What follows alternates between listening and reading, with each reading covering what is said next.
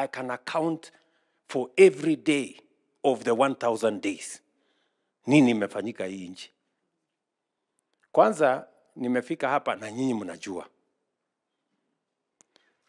Baada ya COVID mambo ilienda segemnege ile inasemekana.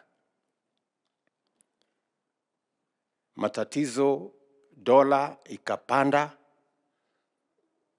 kitu inaitwa inflation ilikuwa imefika pale 9.6% in 2022. Dola ndio ile ilikuwa imesukuma mpaka 167, 165. Pesa ya kigeni ile inaitwa foreign exchange ilikuwa imeteremka chini mpaka 2.5 months of import cover. I had to make very difficult decisions to stop Kenya from defaulting on its foreign obligations. But you know, the good news, friends, is that those decisions we made as a country to stop Kenya from defaulting, today we are reaping the benefit. Ile inflation ilikuwa 9.6, sasa iko 3.8.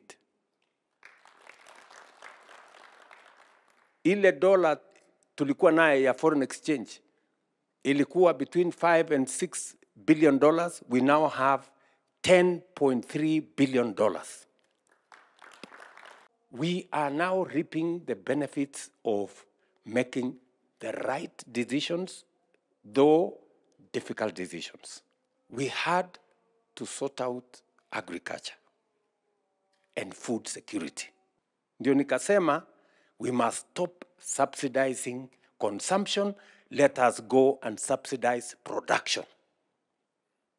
Ndio mkaona tukapunguza bei ya mbolea, ilikuwa 6,000, 7,000, tukateremsha mpaka 2,500. Tukapunguza bei ya mbegu, tukasaidia wakulima, tukafukuza cartels. Kulikuwa na wakora wengi wako kwa sekta ya kilimo. Mahindi tunalima kama nchi. Tukatoa from 40 million bags. Last year tulipata 64 million bags. This year our target is 72 million bags.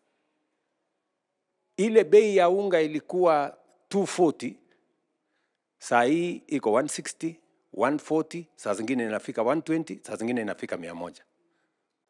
IMF imetangaza, sio William Ruto, IMF imetangaza ya kwamba Kenya has moved from being number 8 largest economy in Africa, it has moved to number 6.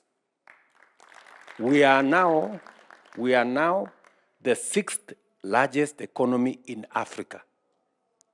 Just in 2 years, we have overtaken Angola and we have overtaken Ethiopia.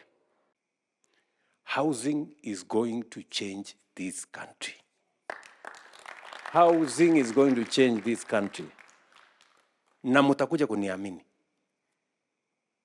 Ukiona ile kazi inaendelea saa hii hapa Nairobi. Hapa Nairobi tunajenga nyumba 60,000. Kenya mzima saa hizi tumefikisha manyumba 150,000. Before the end of this year tutakuwa tumefikisha 200,000.